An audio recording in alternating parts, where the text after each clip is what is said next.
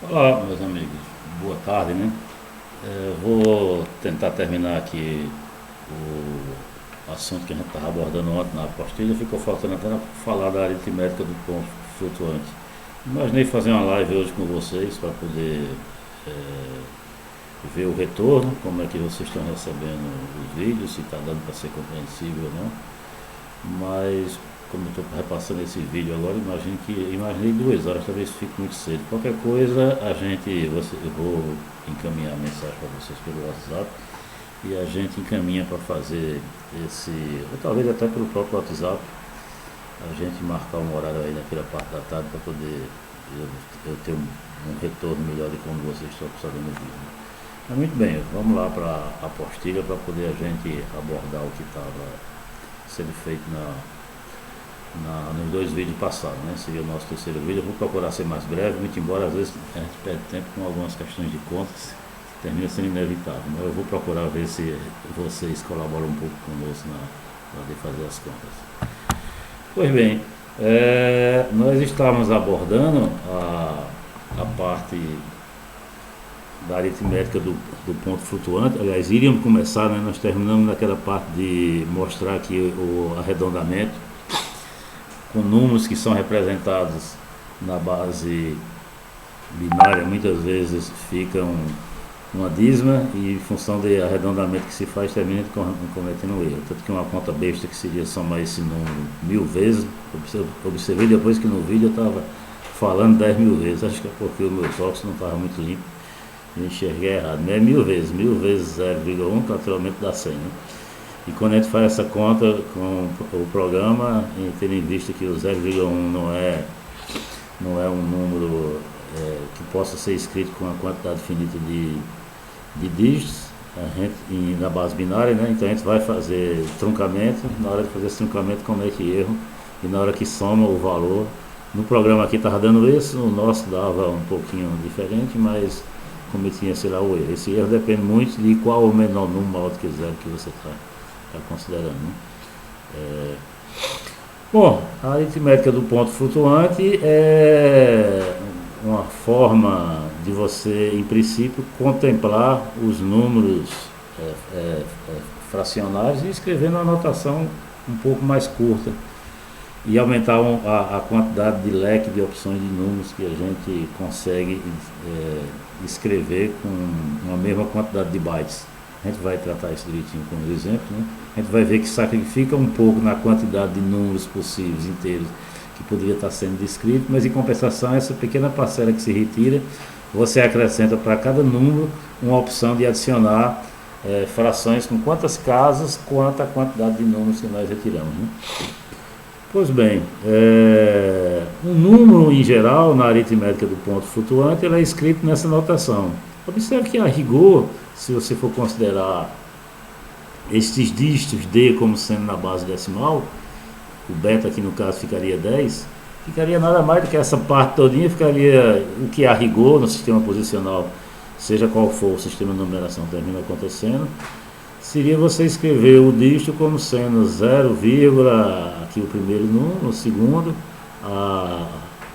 os décimos, né, centésimo, milésimos, etc., até dependendo do comprimento de dígito que você vai estar usando para fazer a tua descrição, que isso depende muito, muda de máquina para máquina, ou do programa que você vai estar estabelecendo. E a próxima anotação ficaria base elevado a um expoente. Esse expoente depende da quantidade de dígitos que você usa para poder estar representando. Bom, a gente vai ver no exemplo na frente, vai ficar melhor esclarecido. Mas a rigor isso seria um número representado na aritmética do ponto flutuante. Você já deve ter visto isso na calculadora, quando você faz contas, principalmente para números muito grandes, a calculadora não tem o número de dígitos suficiente para estar exibindo, geralmente ele exibe só essa parte, que é o que a gente chama de mantissa, né? O 0, e depois os dígitos que se seguem, e bota um E de exponencial, só que esse exponencial geralmente é a base 10, bom, pode ser mudado, se for na casa da base binária o B seria 2, e o número que estaria representando a potência da base 10 que você está escrevendo, né? Muito bem, esse B, até como eu falei, é a base binária, isso aqui são os dígitos, que varia de 0 até 1 a menos a quantidade da base, se for decimal vai de 0 a 9, se for binária vai de 0 a 1, né? Hexadecimal vai de 0 até F. aqui no caso representa o expoente. Esse varia entre um limite inferior, que eu chamando de I, é um número, qual o menor número, e S é o maior valor possível, né? Muito bem, esse I e esse S vai depender, em verdade, de cada máquina que você esteja trabalhando, né? Essa parte aqui é chamada de mantice e essa outra é do expoente. Vamos num exemplo aqui. Nessa representação, esse número aqui, representado na base decimal, nessa notação de mantice e expoente, ficaria, esse número é 1/10, né, 2 centésimos, 5 milésimos, a potência de 10 ficou 0, que ele já está aqui representando na base direta, sem ter potência para multiplicar, né?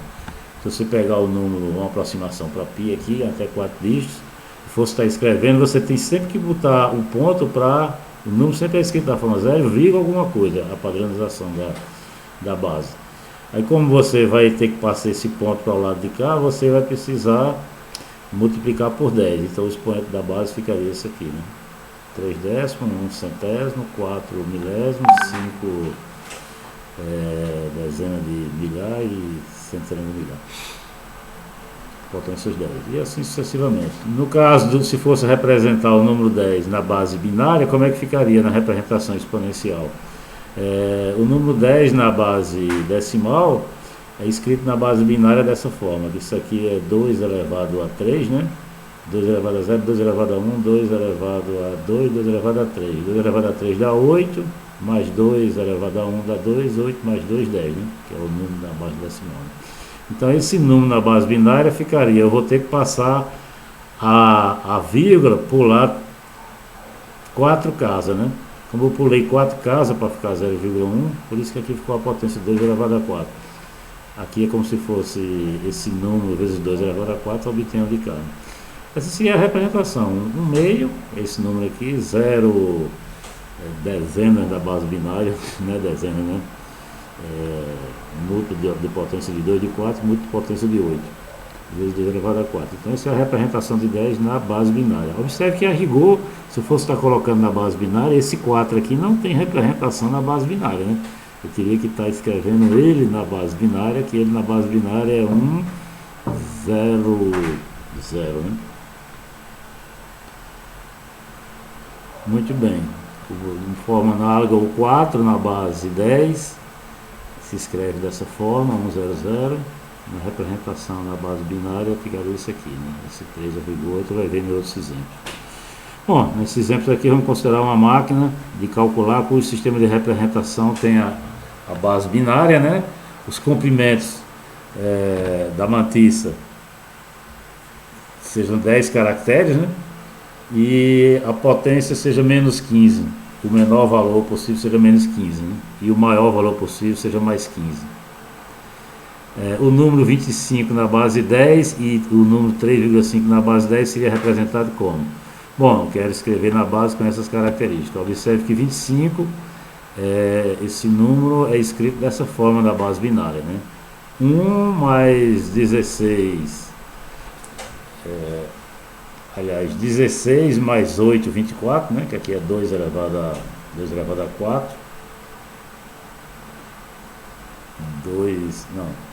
0, 1, 2, 3, 4. 2 elevado a 4 dá 16, mais 2 elevado a 3 dá 8, mais 1, né? Fica 24 mais 1, 25 na base 10. Isso aqui é o número representado na base binária. Na base binária, então, eu tenho que pular a vírgula para cá, pulei 5 casas, por isso que eu estou multiplicando por 2 elevado a 5. Fica essa representação, e aquele que eu observei antes, o 5 na base binária se escreve dessa forma, né? Ou seja, o 5 na base decimal, que está aqui representado, se escreve dessa forma. Então a representação ficaria essa, né? A rigor, considerando a base 2. De uma forma compacta, que geralmente é o que a gente vê a representação, você não bota esses símbolos, né? Na calculadora você só vê os dígitos, né? Por exemplo, não sei se vocês já tiveram a oportunidade de ver isso na calculadora, pelo menos no tempo que a gente usava mais, era dessa forma, né? A parte da mantice, onde aparece 0, alguma coisa, sempre se entendendo que é 0, alguma coisa, e aqui o expoente, o que você vai multiplicar, a potência da base vai ser esse número aqui, né? Naturalmente o valor correspondente na respectiva base. Se for base decimal, você traduz, né? Cada dígito aqui é chamado bit, e, bom, o computador trabalha com o sistema binário, né? Esse 4 é o expoente, né? Geralmente você numa máquina reserva o primeiro bit aqui da tua representação para ser o sinal se o número é positivo ou se o número é negativo. Você ampliar o leque de possibilidades de escrita de número, né? Primeiro dígito você coloca para ser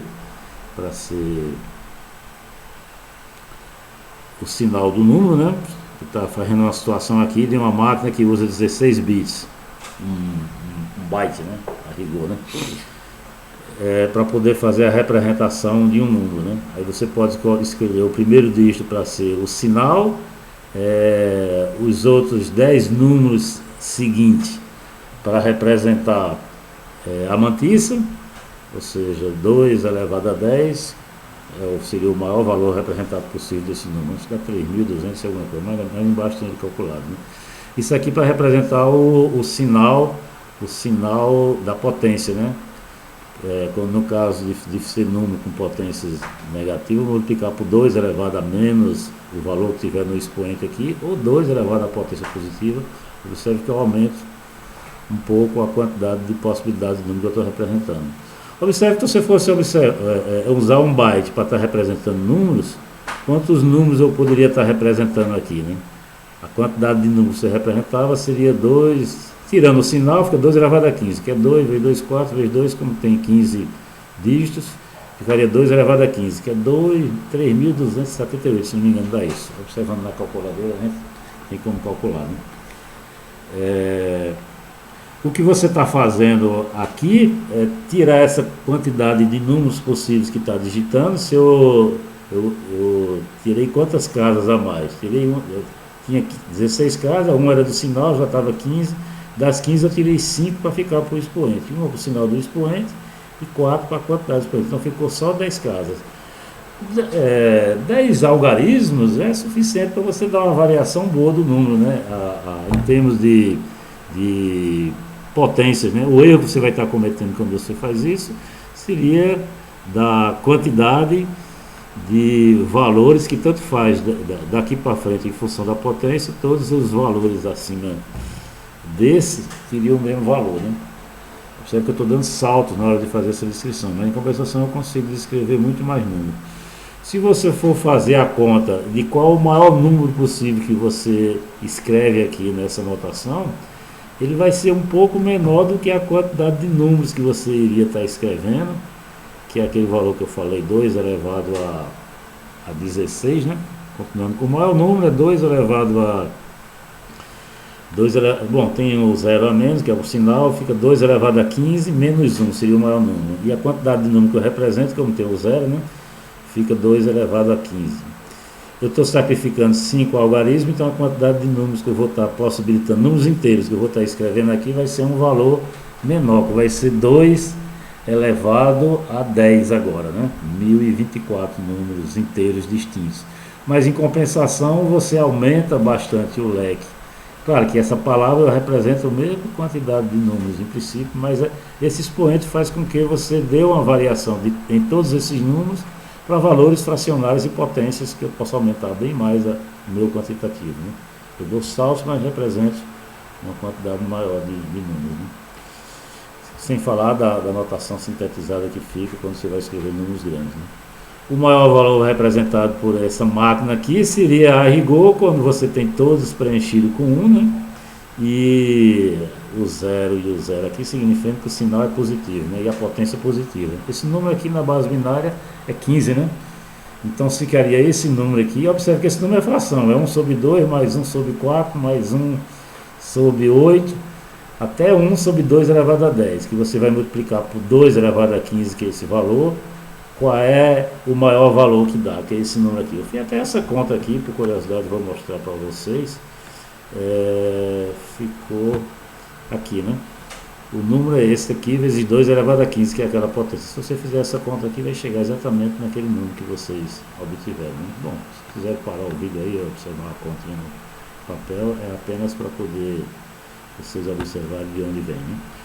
Vamos continuar aqui na nossa apostila. Então esse seria o maior número. Observe que a quantidade de números que eu iria estar representando, se você fosse considerar números inteiros apenas, ficaria 2 elevado a 15, 2 elevado a 15 menos 1, que se você for fazer essa conta na calculadora, quanto é que 2 elevado a 15 dá 3.200, eu fiz essa conta, nem sei quanto é que dá 3.000, dá 32.768, um pouquinho maior, que você está sacrificando a quantidade de números que eu represento aqui em relação ao que representaria esses anseios, essa é apenas 32 números a mais, que é exatamente o 2 elevado a 15 daqui, né? Muito bem, o menor número ficaria naturalmente quando você troca o sinal, quando bota negativo aqui fica menor. Mas observe que eu estou representando frações também quando você bota essas potências negativas. Potência negativa é você pular a vírgula para o lado de cá, então você consegue um leque de possibilidades de números fracionários bem maior do que você teria com o anterior, né, com esse ganho. Muito bem. Uma pergunta natural que você poderia fazer é qual seria o maior número menor do que zero nessa nossa representação. Observe que o zero é representado dessa forma. O próximo número que você vai estar representando positivo é esse número aqui, né? Observe que eu não posso ter zero aqui. Se você tivesse zero aqui, você teria que escorregar para cá e aumentar a potência, porque os números são todos representados da forma 0, começa aqui, esse primeiro dígito aqui nunca pode ser nulo. Se fosse, teria que aumentar a potência na sua representação. Esse número aqui, se você fosse botar um 1 aqui, como eu teria que aumentar a potência, esse número não é possível representar nessa notação, pelo menos com essa forma de apresentar os dígitos, né? O menor número seria quando tivesse 1 aqui e a potência aqui fosse máxima. Máxima negativa, por isso que eu botei o sinal negativo. Então, que número seria esse? Fica 0,1 vezes 2 elevado a menos 15. Né? Menos 15, que é o sinal aqui está negativo. Esse número é exatamente esse valor. Né? Quem seria o próximo número possível de representar nessa maquininha? Seria você aumentar uma unidade aqui, né? Essa potência negativa, quando você aumenta a unidade, que é isso que ele obteve aqui nessa representação, né? Observe que esse número aqui ficaria o quê? Você pegar o número anterior, 0,00, bom, esse número que aparece aí, e aumentar esse valor aqui, que é 2 elevado a menos 10, né? Vezes 2 elevado a 15.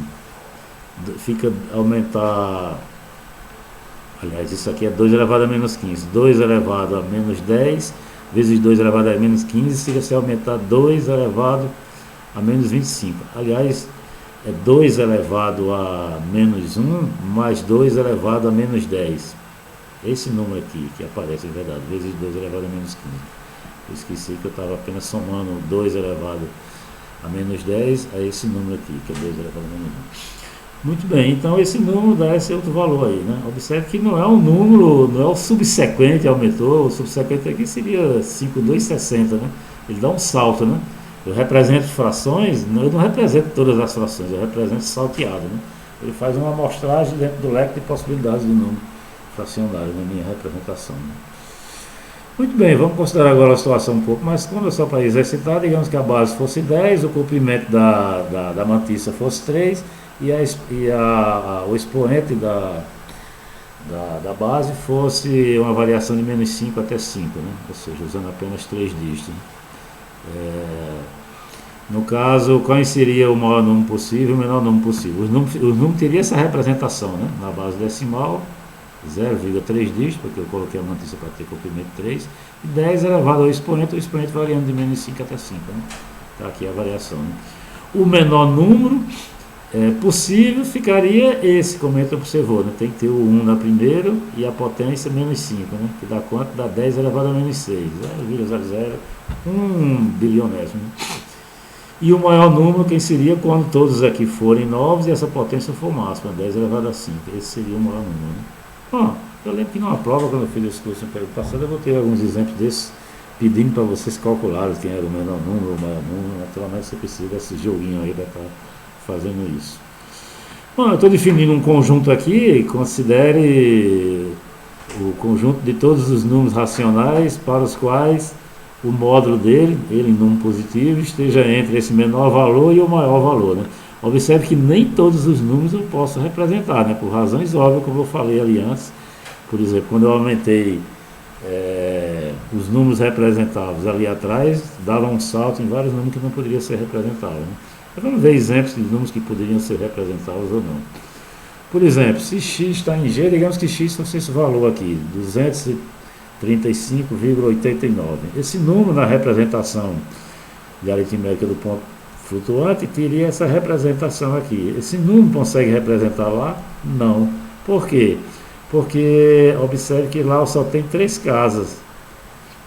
E aqui aparece 5 casas, então não conseguiria estar representando, né?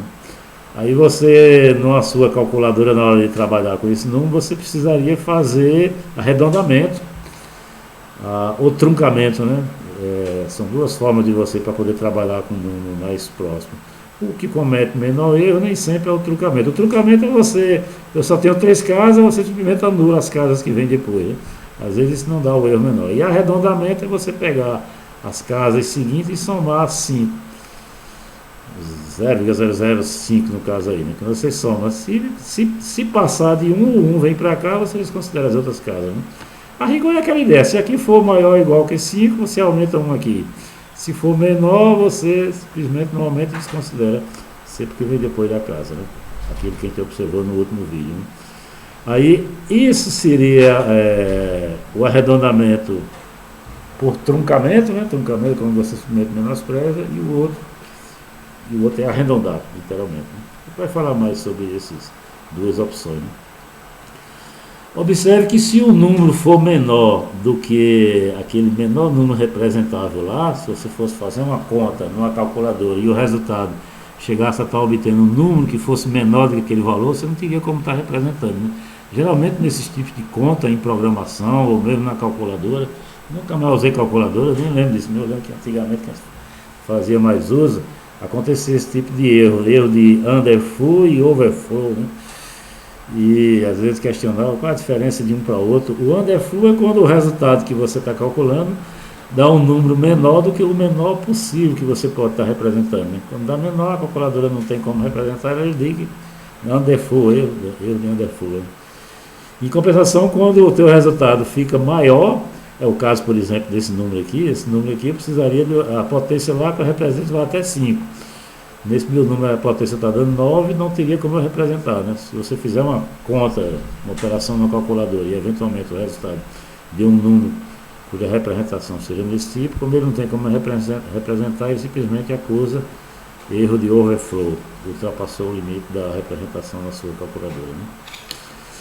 Bom, em algumas linguagens de programação, para poder você ter possibilidade de trabalhar com mais precisão e representar números maiores ou uma quantidade maior de fração, naturalmente se você quer trabalhar com matemática e ter resultados mais precisos, você precisa ter uma possibilidade maior de abrangência dos números que você pode representar, né?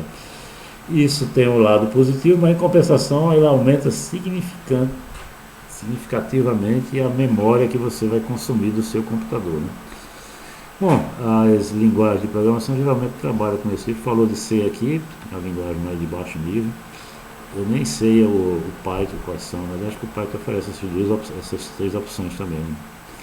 Depois a gente vai abrir um pouco as opções de rotinas matemáticas e a gente observa quais são as opções que tem no Python. Eu sei que o JavaScript tem, né? O double, né? O long double eu não lembro. Os números, os menores maiores do que 0 e o maior possível nessas representações seriam esses, né? Observe que aumenta bastante, né? Com 64 bits, naturalmente eu dupliquei a quantidade de bits, maior a potência como ele variou. Foi até 10 elevado a 308,7 vezes 10 se é exponencial, né? Essa notação em calculadora, acredito que vocês já devem ter visto algumas vezes, né? Bom, geralmente quando você precisa de muita precisão, você define suas variáveis dizendo que tipo de variável você quer utilizar, tá? Aí o sistema aloca mais memória para isso, né?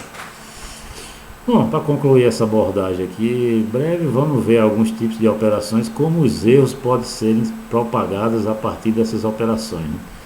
Por exemplo, digamos que um determinado valor real de uma variável lá, física ou de qualquer outra natureza, fosse A e o valor aproximado que você está considerando fosse A minúsculo.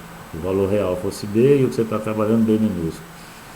Em ambos os casos você tem os erros na avaliação da variável A, na variação da variável B. O erro nada mais que a diferença, é A menos A ou A menos A. Se for absoluto, ficaria em módulo, né? No caso das operações, quando você soma, o valor real de A é o valor aproximado mais o erro, né? Quando você faz essa operação, o valor em verdade, você vê que os erros se somam, né? Ele botou aqui o erro como se estivesse diminuindo, mas em verdade não diminui, porque esses erros estão em módulo, pode acontecer de o erro real, no caso, tenha sinal trocado e pode estar sendo somado também. O erro sempre é maior quando você faz a operação de soma, né? Se o erro na atribuição de uma variável é um determinado, o erro na atribuição de outro é outro.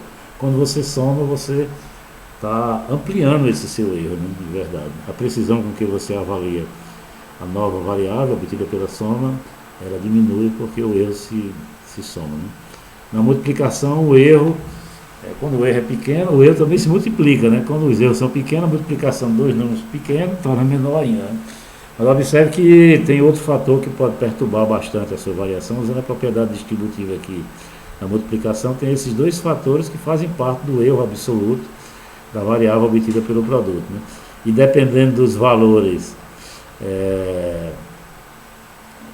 aproximados da variável A ou da variável B, como você vai multiplicar pelo erro, pode ser que isso aqui aumente bastante o teu erro iniciais relacionado com as variáveis A e B. Embora o produto aqui possa diminuir, esse aqui pode aumentar bastante a forma como perturba, né? Bom, tudo isso são erros obtidos pela hora de você estar processando, né, no teu sistema. Só a título de curiosidade, ele descreve aqui uns exemplos, embora eu ache esses exemplos muito parecidos com aquele de chega a um determinado valor que os números ficam tendo o mesmo papel como se fosse zero, né? Eu estou aqui com duas variáveis representando no sistema de ponto flutuante. Observe que se você for fazer a operação nessa ordem, x2 mais x1 menos x1, a gente sabe pelas propriedades associativas, ele fala distributiva aqui, mas essa propriedade é associativa, né? Dos números que esse resultado é para dar x2, é para dar esse valor, né? No entanto, se você opera nessa ordem aqui, você vê que a propriedade associativa não está sendo válida, né? Quando você soma esses dois números, como na tua representação a casa lá só vai até 5, então esse teu número, quando tu soma com esse, o resultado não muda, dá o mesmo valor, né? Porque você não tem como colocar mais casas aqui na representação com a base que vai até 5. Então, isso aqui está funcionando como se fosse um zero, né? Está um número menor do que o maior número para a representação do número que você faz, né? Aí você vai subtrair esse próprio número novamente, você somou, não mudou o valor, vai subtrair, o resultado deu zero, né? Se você fizer a conta agora com essa ordem, primeiro a subtração e depois a soma, aí vai dar o valor exato que indicaria o x2, né? Então observe que a rigor a propriedade associativa, que a gente sabe que vale para os números, ela aqui tem peso na hora de estar fazendo o processamento, né? Muito bem, acho que era essa parte. A seguir é para tratar dos zeros de equações polinomiais e de funções propriamente. Eu vou deixar para fazer isso numa aula que fique mais concentrada com o produto, até porque eu não quero que os vídeos fiquem muito longos, né? Eu vou encerrar por hoje e esperar que vocês dêem um parecer melhor como está ficando os nossos áudios, tá certo? E é isso aí. Uma boa tarde para vocês. Antes comunica mais tarde pelo WhatsApp.